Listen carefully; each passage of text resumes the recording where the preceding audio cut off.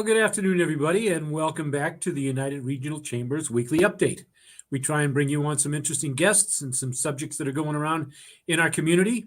And today it is my pleasure to bring back once again Miss Amanda Blount from the Literacy Center. She's the executive director over there at the Literacy Center, chief cook and bottle washer. And she's going to talk today about this fabulous event that they have coming up next week, the International Tasting. Miss Amanda, welcome. Thank you so much, Jack. It's great to be with you again. Okay. Well, tell us a little bit first about Amanda. Sure. So I am Amanda Blount. I'm the director of the Literacy Center in Attleboro. And I spend, as Jack said, a lot of time thinking about that organization. We provide adult basic education, literacy classes, English classes, U.S. citizenship exam preparation, and computer classes, as well as tutoring to adults in the greater Attleboro area. And so we do all of this free of charge to the individuals in need of education, and we do that through fundraising. So I do spend a lot of time thinking about how to raise those funds. And one of the ways that we're going to do it is with this event next week. Well, I had the pleasure of going in years past. I was there last year. It was fabulous. Tell us all about the International Tasting. How did the event come about? And talk to us about some of the different foods that we'll be tasting. Yeah, absolutely. So this is actually our 10th annual international tasting, which is amazing. This is our 10th year of doing this, and it is better than ever. It is always amazing, though. So it's an expo style food tasting event. It's casual as opposed to a sit down dinner. You kind of walk into the event, and all around you are vendor tables with restaurants, private chefs, bakeries, and some yummy beverages. So it's expo style. You walk from table to table with your plate. You get samples and tastings from varied menus. Some of the restaurants that are going to be there are the Burgundian, Habibi's Middle Eastern. We have Sarcastic Sweets, a bakery coming. We have 4 personal chefs who will do food demonstrations and serving up delicious treats from their catering menus, and many more. Including Working Man Distillers, one of our local distilleries here. Folks, you gained 5 pounds just walking, smelling the different foods from all the different regions of the world. It's just a great event. So how long does the event last? So the event goes from 5:30 to 8 p.m. It's on Wednesday, May 17th, and it's at the 5 Bridge Inn in Rehoboth. It's a beautiful farm, gorgeous event venue, and they have a brand new indoor-outdoor space that we're going to be using for the event this year with lots of all the walls will be open, so you'll really feel like you're on the farm, and it's going to be really, really lovely. But also it's covered in case of inclement weather. Hopefully there won't be. The event, again, goes 5:30 to 8, and from about 6 p.m. to 7:30, we'll have the silent auction open, and the raffle tickets will be up for sale.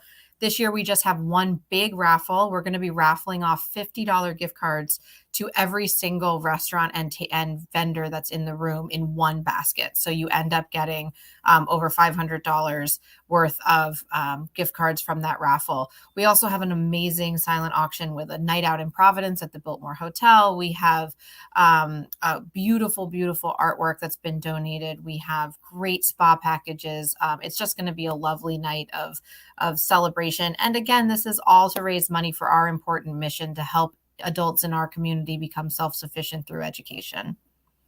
How many folks do you work with during the week? The different folks that come in for your assistance. Yeah, so on any given week, we have between 200 and 300 adults that we serve through about 25 different classes. Classes are daytime, evening, and weekends to accommodate everybody's different work schedules. Almost all of our students have jobs, and some of them have multiple jobs, and they are learning English or learning computers or studying for certain exams in the evenings or in the mornings or whenever they can squeeze it into their schedules. So all in about 200 to 300 people per week, depending on the week. And then each year, a total of about 500 students. Wow. You do such a fabulous job for the community.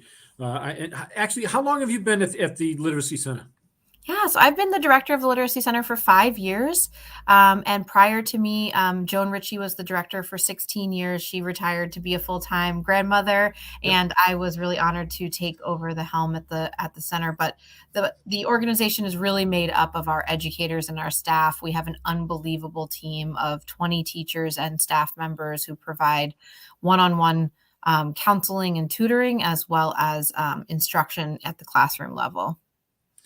And today with such diverse communities that we have, you've been a great assistance to us. We're working with the Downtown Attleboro Business Association because we've got some brand new businesses in downtown that English is not their first language, and trying to wade through some of the stuff. You and some of your team have helped them out tremendously. Let's talk a little bit more about the international. How many folks usually attend on that night? Yeah, there's usually between 200 and 250 guests at the event. Tickets are available on our website, internationaltasting.org.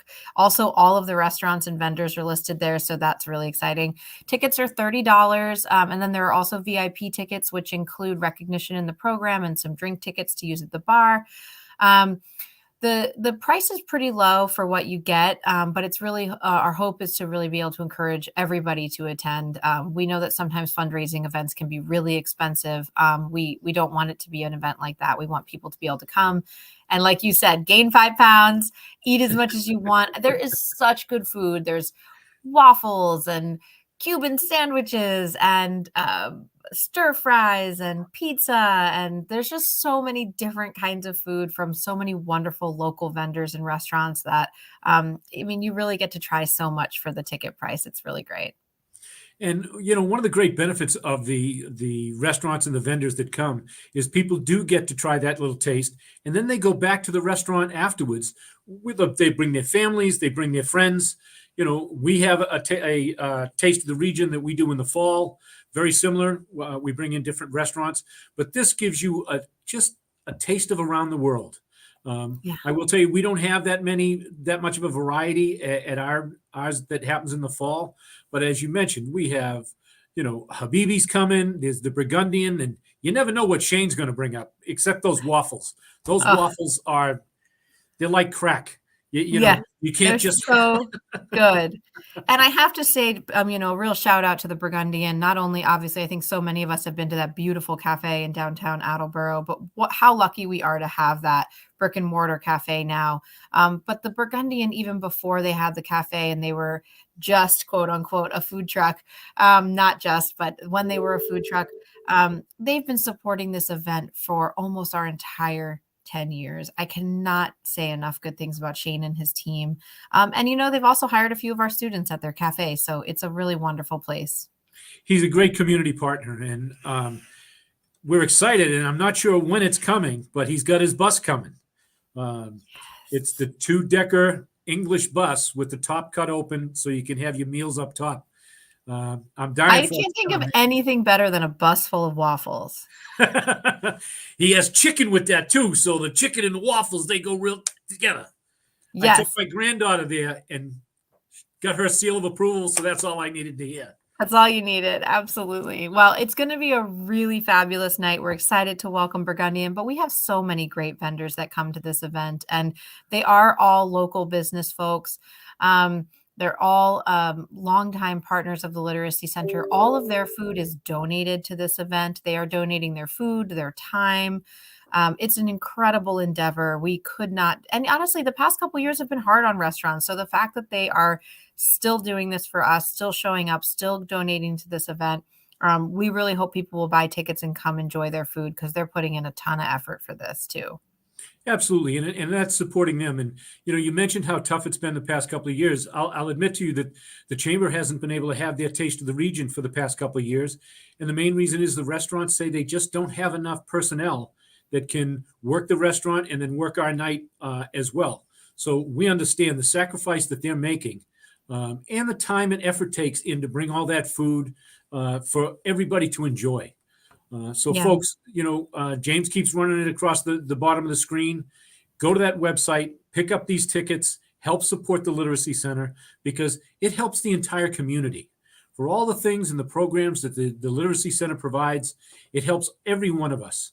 And not only do those restaurants employ some of those people, a lot of our chamber members do as well, because everybody's hurting for help right now.